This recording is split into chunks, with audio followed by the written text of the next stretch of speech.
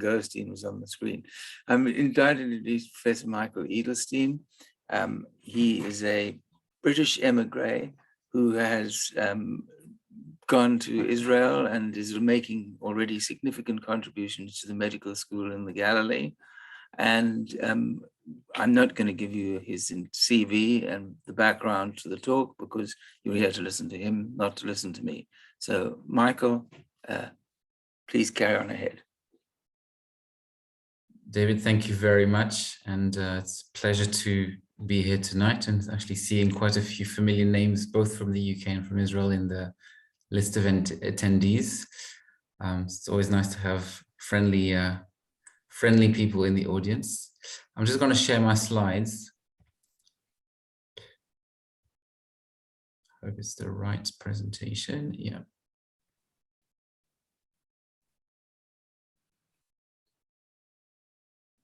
Okay.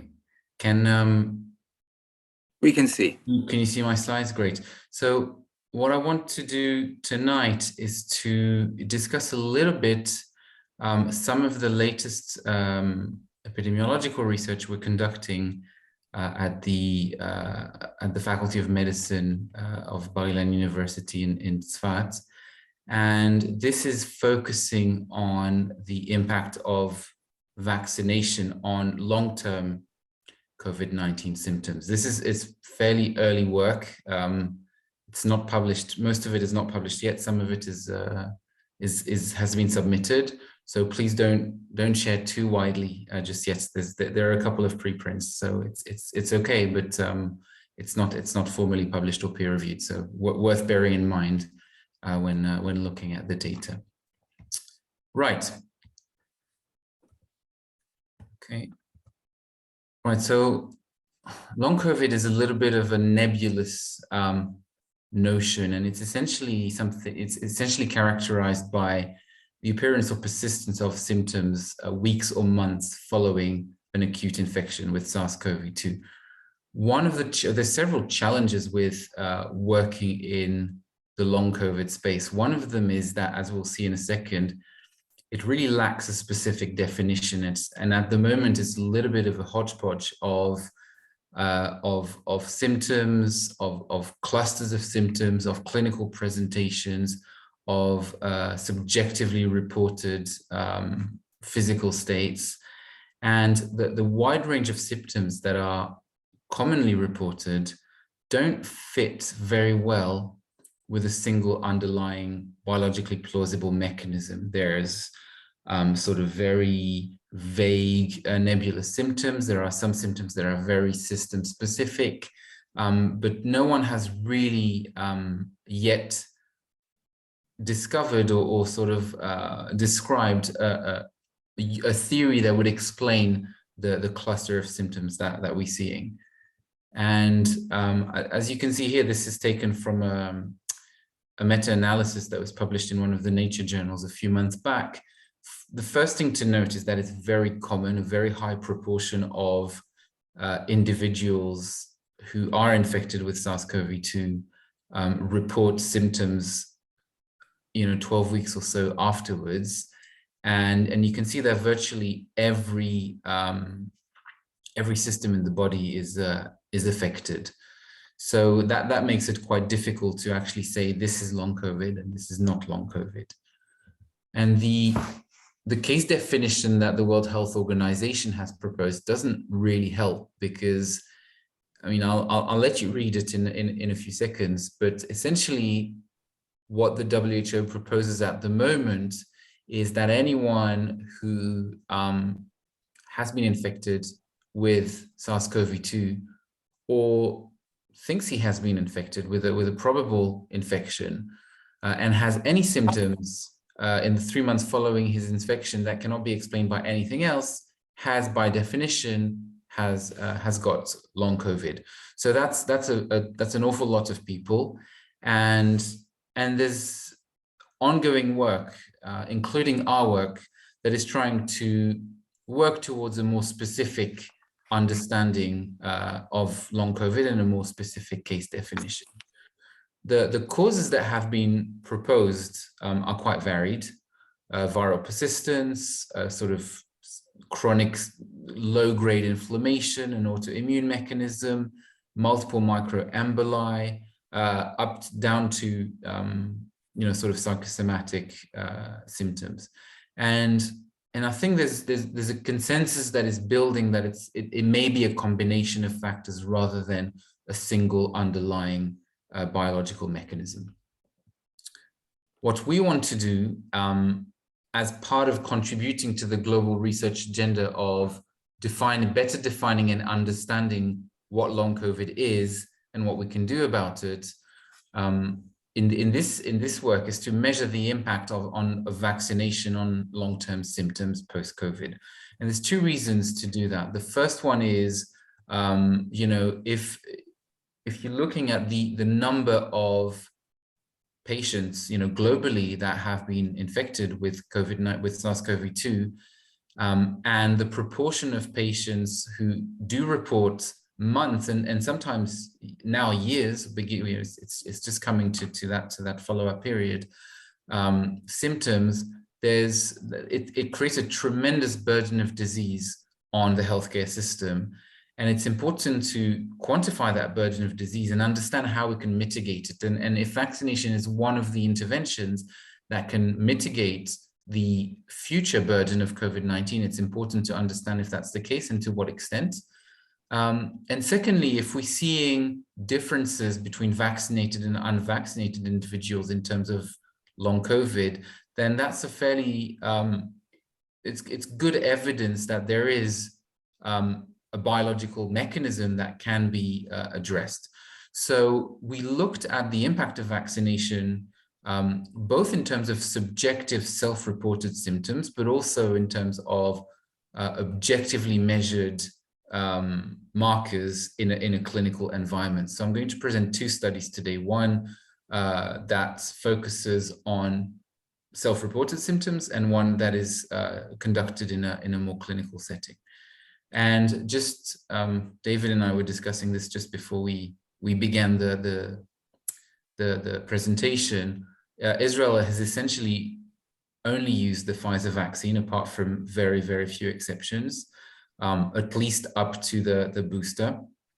So the results that I present are applicable to Pfizer vaccines, and it's really too early to say whether the results are generalizable to other vaccines. So the first study that I'm going to present is a cohort study that aimed to measure the incidence of self-reported symptoms in individuals who were both infected and vaccinated versus those who were infected but not vaccinated versus those who were uninfected. And we'll come to this kind of double control group and the rationale for that in a minute. And the second study is a cross-sectional study that measured cardiopulmonary function under exercise circumstances in vaccinated and unvaccinated individuals who were both previously infected. So let's start with the first study. And this is a study that we started about 6 months ago.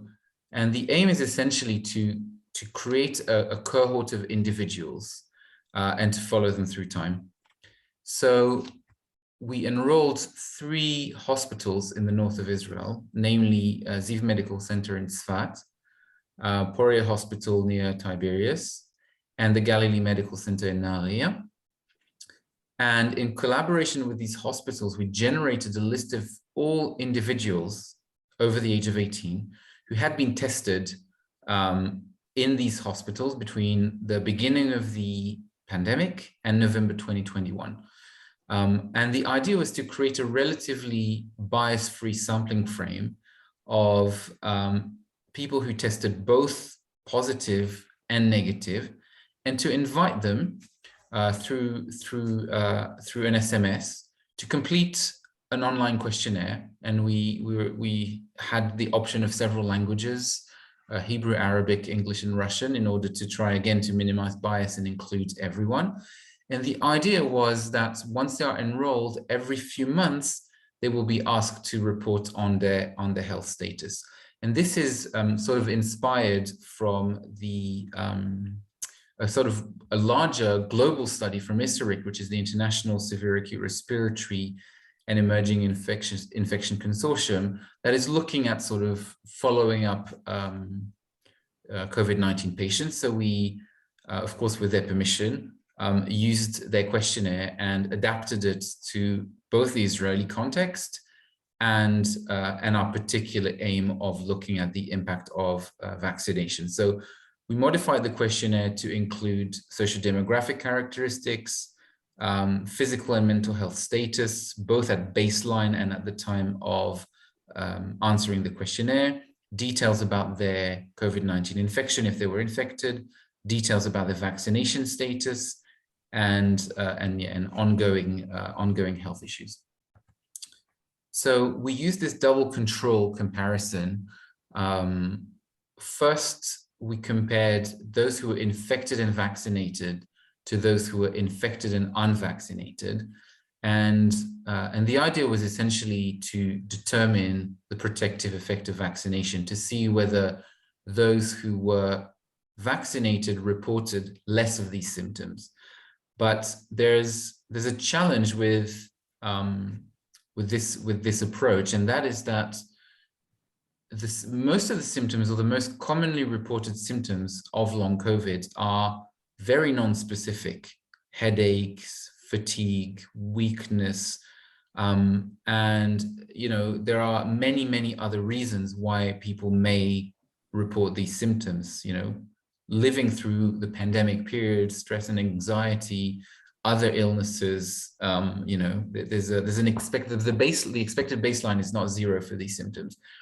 So in order to understand whether the vaccination was reducing or eliminating those COVID attributable long-term symptoms, we then compared those infected and vaccinated to those who reported never testing positive for COVID-19, or never having had a clinical presentation compatible with COVID-19.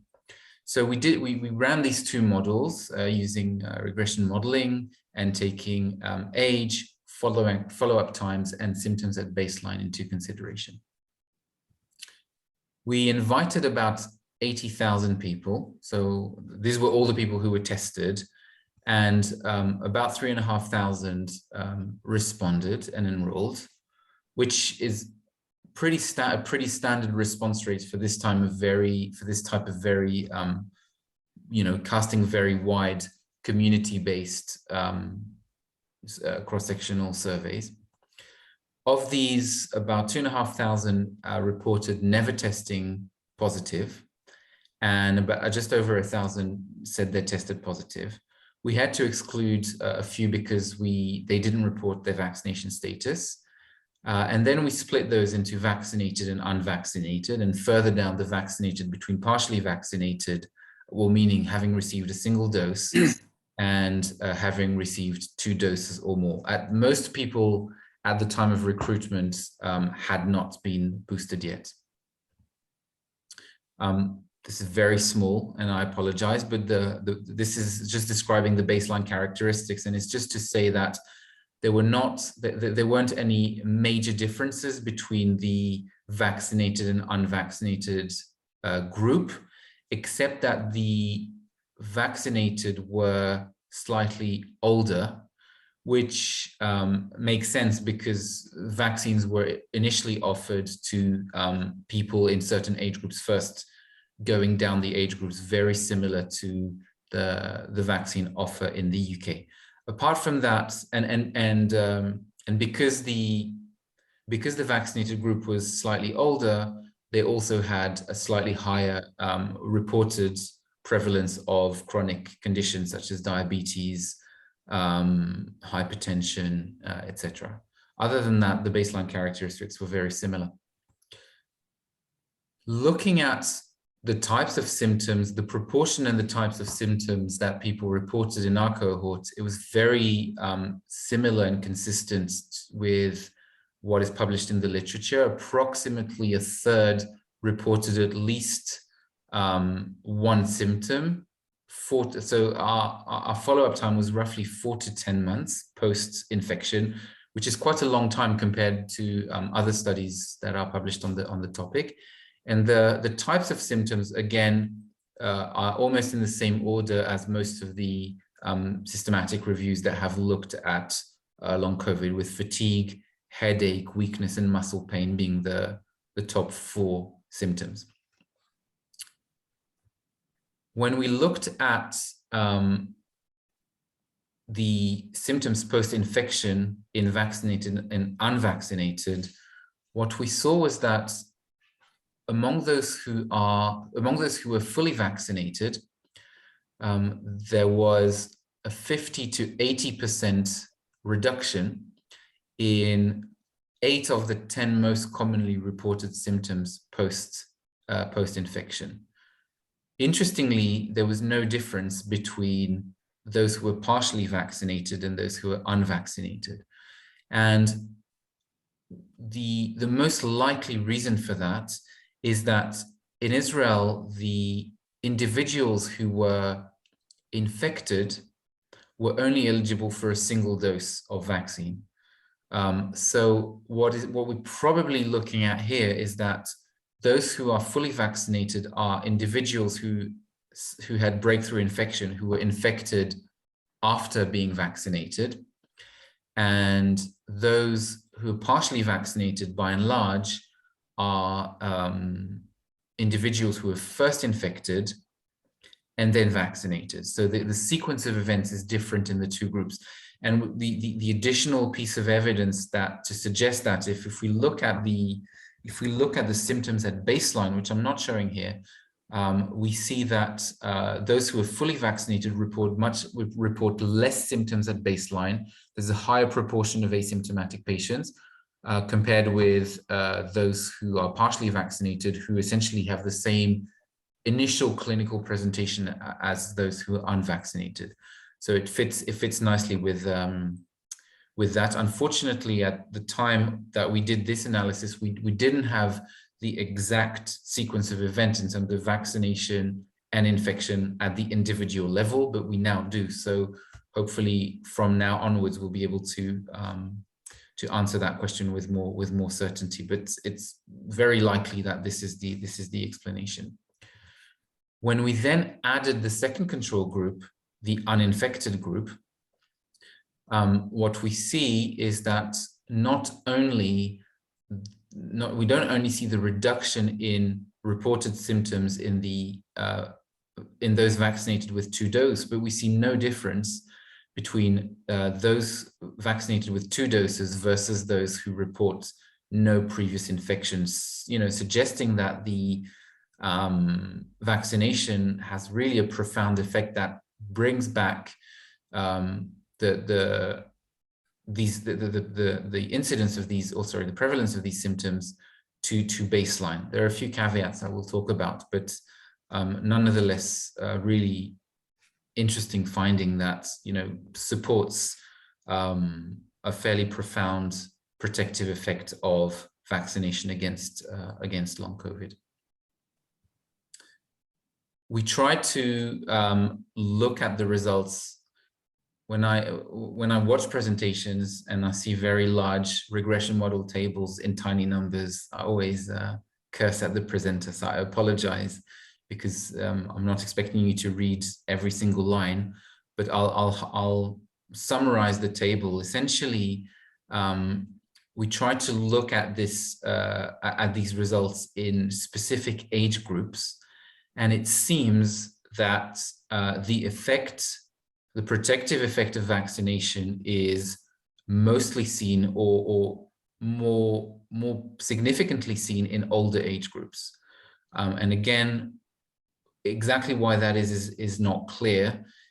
One theory that we've discussed is that the younger individuals have bigger physiological reserve and they recover anyway, whereas older individuals who are more likely to have chronic conditions with less physiological reserve are more likely to have persistent symptoms and are less likely to recover from them without the help of vaccination. In our unadjusted models, almost every symptom, we had significant results overall and in the older age groups. In the adjusted model, we lost statistical power, and we probably underpowered to really look at this in a great amount of detail. But so this is kind of more to take with a grain of salt. But it seems that there is an age gradient, and older individuals benefit more than younger individuals. There are significant limitations to this data. The first one is obviously we're looking at self-reported symptoms. There's no clinical testing. These patients are not seen in clinic. And I should say that these are, by and large, more than 90% of the patients enrolled had mild infection. They were not hospitalized and had very limited acute, very sort of limited in terms of severity, acute episode. As I said, we don't have definite data on the sequence of events, which is a limitation, but we think that the data that we have explains what we see in terms of partial vaccination versus full vaccination. And lastly, an important limitation is that even though the uninfected group never reported infection, they never reported any positive testing and never reported any clinical episode compatible with COVID-19, we can't exclude that a proportion of these were actually infected but never detected, because of limitations in testing, which we know has occurred in Israel like it has in the UK, but also because, or maybe because they were asymptomatic, or their symptoms were so mild that they never really had an incentive to be tested. So again, this is something to take into consideration when interpreting the data. So that's the first study that I wanted to share with you. The second study is quite different and looked at again, adults with mild to moderate COVID-19 disease who were infected between March and December 2021. These patients were invited to come to Ziv Medical Center to undertake a spirometry and cardiopulmonary exercise testing. And what we wanted to do with this study was to look at differences in exercise tolerance and pulmonary function and cardiac function in vaccinated versus unvaccinated individuals. So everyone in this study has been infected. We've excluded patients with severe pre-existing cardiac or respiratory conditions because we wanted to look, well, those are not patients who would have been able to comply with the study protocol. And we measured, we did a spirometry test at baseline and then measured their maximal oxygen consumption and peak heart rate at various stages of strenuous exercise up to a peak. And we compared the vaccinated and unvaccinated group, as well as comparing the exercise protocol enables to calculate predicted values for these measurements for each individual based on their personal characteristics, age, height, weight, etc. So we looked at differences in expected versus observed in each group, and then we compared both groups. So it's a relatively small study. Again, it's a sort of pilot study, and we're now expanding. But we recruited 43 patients, 28 unvaccinated and 15 vaccinated. The two groups were pretty similar at baseline, except for their age. The vaccinated group was younger in this case, but the height, weight, BMI, and gender distribution was the same. This is the study design, because we mainly comparing each individual against its expected performance, the differences are sort of self-adjusted in a way. And the groups were, again, similar at baseline in terms of their pulmonary function and respiratory function. the test was, the cardiopulmonary exercise testing was conducted about 4 months after acute disease, with no difference between the two groups. And again, what we found was quite interesting. We found that the vaccinated group had higher oxygen consumption and a higher heart rate compared with the unvaccinated group. But where it gets very interesting is if you look at the proportion of predicted, and whereas vaccinated individuals essentially performed in terms of exercise and ability to exercise more or less as you would expect them to. So, you know, not very differently to people who would not have been infected. Those who were unvaccinated had significantly lower, the observed value was significantly lower than the predicted value, both in terms of cardiac function as measured by heart rate, and respiratory function as measured by VO2, which suggests some kind of chronotropic incompetence in individuals who were infected but not vaccinated at the time of infection. And we're again taking this work further to larger groups to look at whether this effect is sustained, whether it's seen across different variants, et cetera, et cetera. So again, in this particular study, it's a relatively small group. The age is different at baseline, but again, we think that the study design, mainly comparing each individual against itself, sort of self-adjusts for that. So we have quite high confidence that what we're seeing is genuine, and there's been a few other studies, not many, that have had a similar design in different countries, and seeing very, very similar results. So it seems that both in terms of subjective self-reported symptoms and in terms of objective cardiopulmonary measurements, first of all, it's clear that there is a high proportion of individuals who are suffering from long-term effects of COVID-19 vaccination. And it seems that COVID-19 infection, and it seems that vaccination with at least 2 doses of the Pfizer vaccine is associated with significant decreases in these post-acute symptoms, which, you know, gives another reason to promote vaccination if preventing severe acute infection and death wasn't enough. It's an emerging field, and there's a lot of further questions that we want to answer, and we are answering as we go along with this work. One is the duration of protection. Are we going to see a sustained protective effect of vaccination against long COVID, or is it going to wane, just like the acute effect? In this work, very few people had been boosted. We want to see whether the booster has a role to play in terms of magnitude or duration of protection. In the data that I've shown, everyone was infected during the either the Delta or the Alpha wave.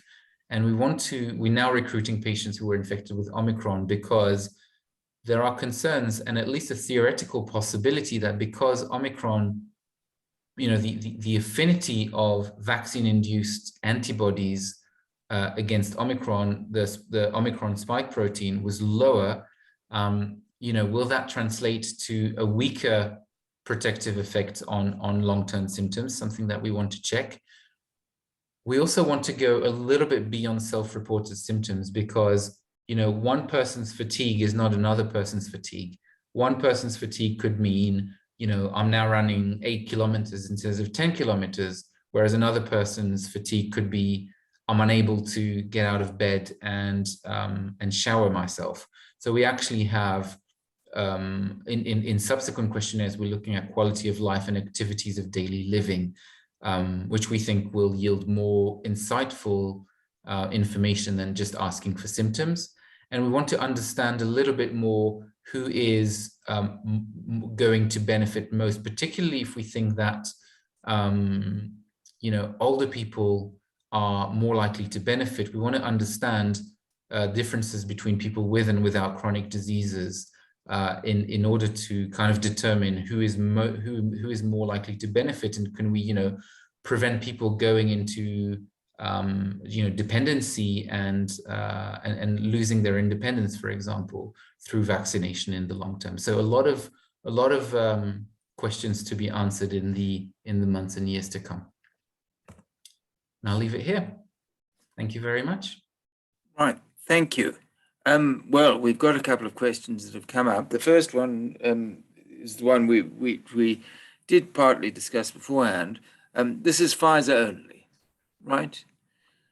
Is there any clue we've heard from anybody else, or any comments about mix and match, or about the use of the more conventional vaccines like attenuated or like recombinant ones in the long COVID field in general?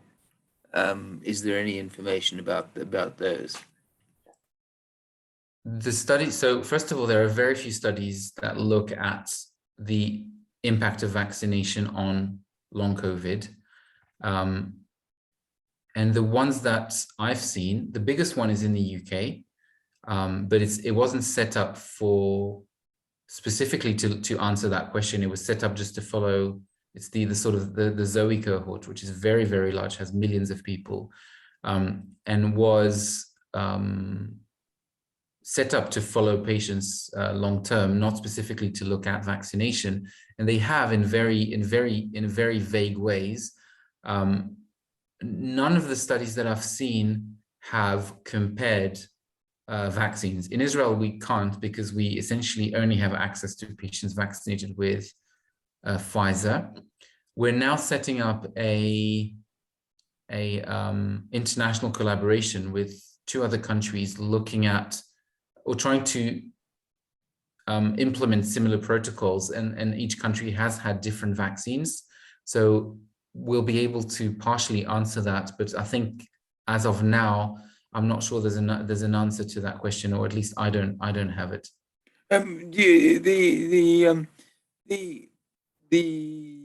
The Zoe study, is the Zoe study giving comparable numbers of long COVID as you were seeing in the smaller but focused studies? So I mean, there's better, there are fairly large meta-analyses looking at long COVID beyond single studies, and they're very, what we're seeing in a small study is very consistent. Yes. What the vaccination long COVID data that the Zoe study released, as far as I've seen, has only it hasn't looked at particular individual symptoms. It just looked at long-term symptoms, and only 28 days plus after acute infection. So it hasn't really focused on exactly the same question. The issue about the long COVID symptoms is that Nicola Marx has raised the question that they're patients who have reported worsening or improvement after subsequent vaccination. That if the kind of pattern is actually quite interesting. And has this been noticed? Have you had people who've had changes in their symptoms following the second vaccination, or indeed following booster? So we don't, as I said, in the early data that I've presented, what we don't have at the individual level, or we didn't have at the time, is the precise sequence of events. So we weren't able to time, we didn't know whether they were infected or vaccinated first, let alone how often after or before vaccination they developed these symptoms. So the answer, do I have data on this? Well, I don't have result. I have data, but I don't have result, because we haven't analyzed the data in that way. But that is exactly what we plan to do going forward. Right. Okay. And the issue, really, to a certain extent, is when you've got a long COVID person what is your advice about any future vaccinations? I mean, future vaccinations in general, at the moment, based on your Well, studies? I mean, based on us, the limited insight that we have suggests that if you are, and this is where the partially versus fully vaccinated data comes into play, because one of the questions that I was asked to answer, you could sort of conceptualize this in asking the following question: does vaccination prevent long COVID, or does vaccination cure long COVID? Meaning, if you're vaccinated, do you need to be vaccinated before you're infected? We know, especially with Omicron, breakthrough infection is very common. But it seems that, if you are vaccinated, you have milder disease. And from the data that we have and other studies that have looked at this, you're less likely to have long COVID symptoms. But from our data, it seems that you don't really see that effect if you were vaccinated after being infected. In other sense, what the data suggests, but I wouldn't say it's enough to say this conclusively, but what it suggests is that vaccination prevents long COVID, but may not cure it. So if you were not vaccinated, got infected, and then got vaccinated, then I'm not sure that it has a huge impact on the likelihood of long COVID. I think we'll be able to look at this with more certainty and detail in the months to come, when we also look at it, going forward and with a longer follow-up period, and when we have clearer data on the sequence of events. One of the issues that suggested by the Omicron story is that the symptoms overlap to a certain extent with long COVID more than the previous. In other words, the emphasis on the respiratory disease in the previous is less common, and the emphasis on, broadly speaking, neurological, musculoskeletal, etc., is greater. Is that something that's of concern? Are there any in either of your cohorts? Are there any Omicron cases? So no, because the data collection in this study stops before the Omicron wave. We're now just starting, because what we're interested in is not the acute clinical picture, but the long-term picture. We need to wait a few months so people can report long-term symptoms by definition. So we're just actually about to launch the next wave of data collection that will pretty much only recruit people who are infected with Omicron. So then we'll be able to compare. I think you're right. I think we don't know the answer, but I think there's certainly at least a theoretical possibility that the picture will be different, both in terms of the long-term symptoms that individuals with Omicron will experience, because the acute clinical picture is different, and whether vaccination will have the same effect, because we know that the effectiveness of vaccine against certainly acute infection, but also severity of disease, is lower than with other variants. So I think it's what we cannot extrapolate the data that we have to individuals infected with Omicron, but we will have Omicron data that we can directly compare. Okay, there's a quick question from Victor Selwyn, which has different parts to it. The one part I'm going to start with is the end part. David Navarro last week concluded we must not get COVID because we don't know whether the long-term COVID effects. Would you agree with that statement? I mean, I think there's absolutely,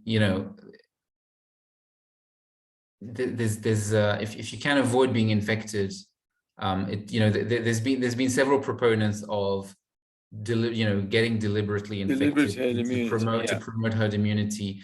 I think what we do see is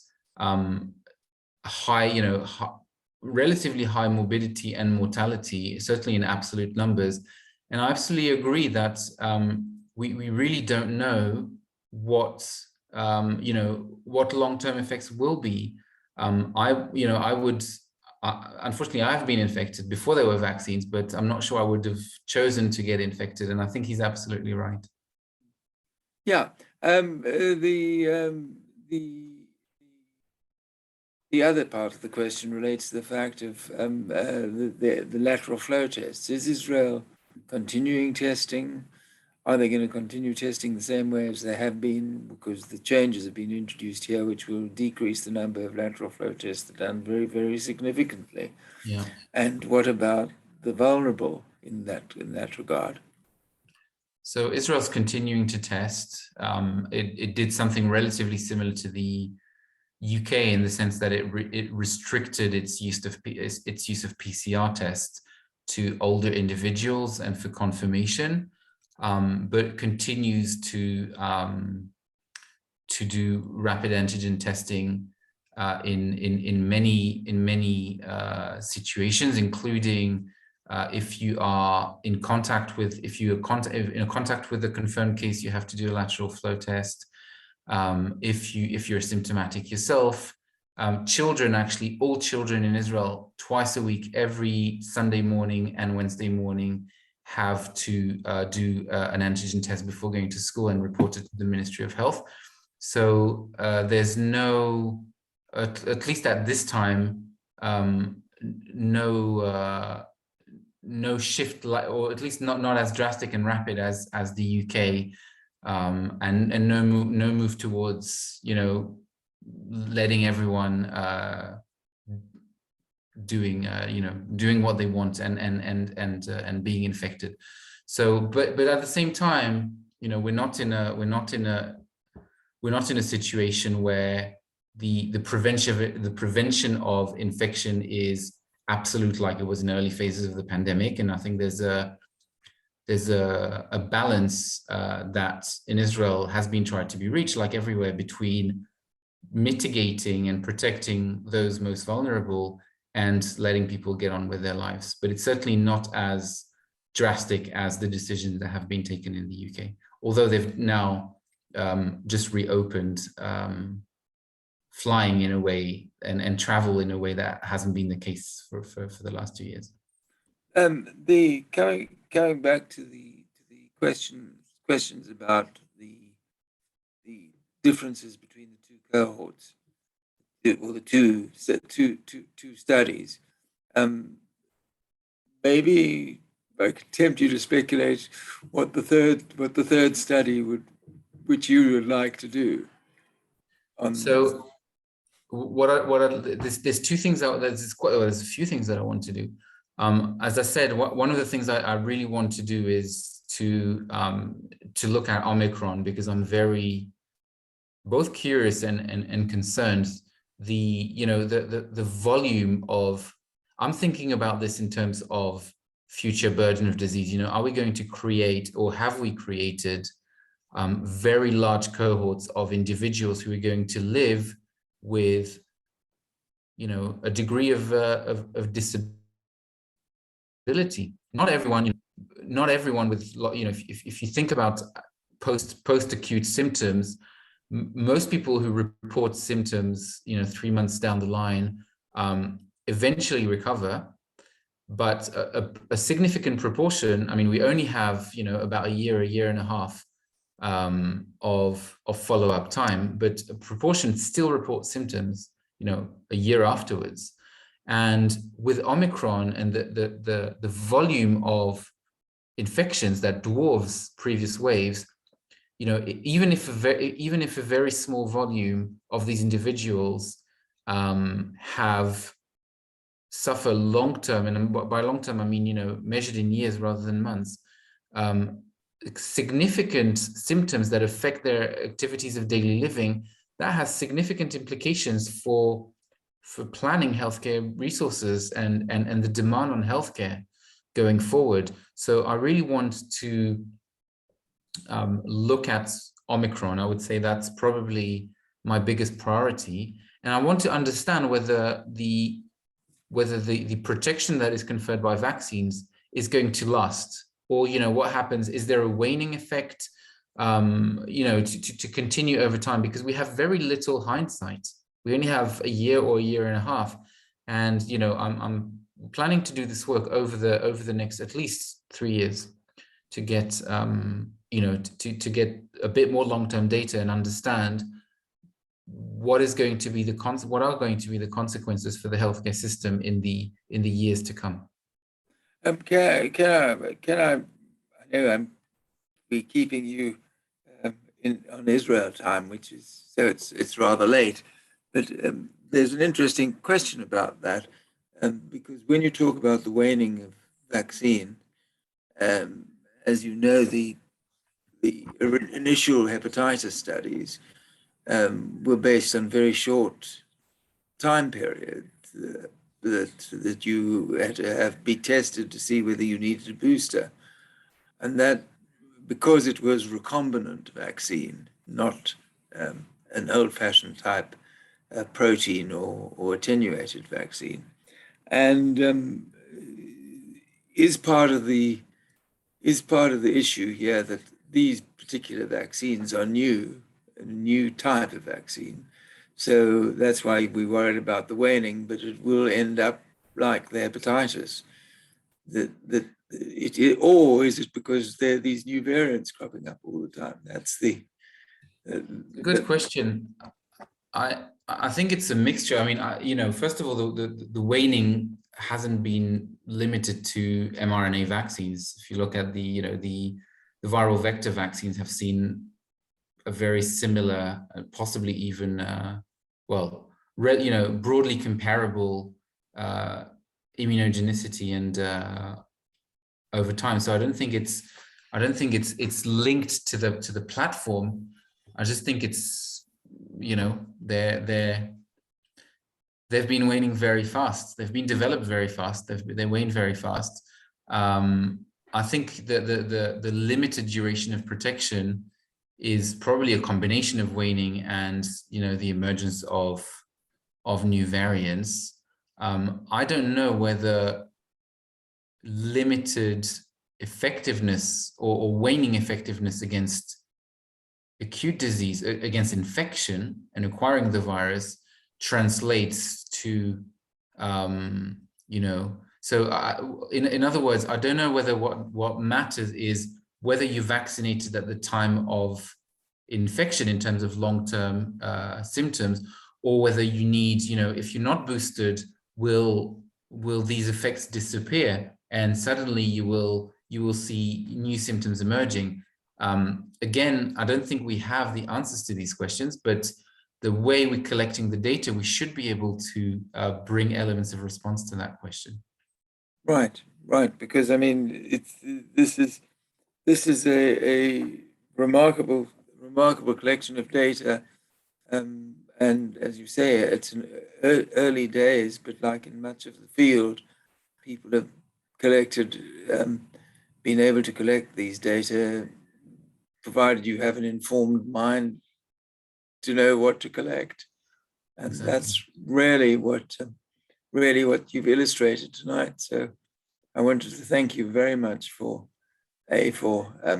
staying up so late, and B, for providing an insight into what the little we've seen about this has been in the media, providing some real insight into what's happening.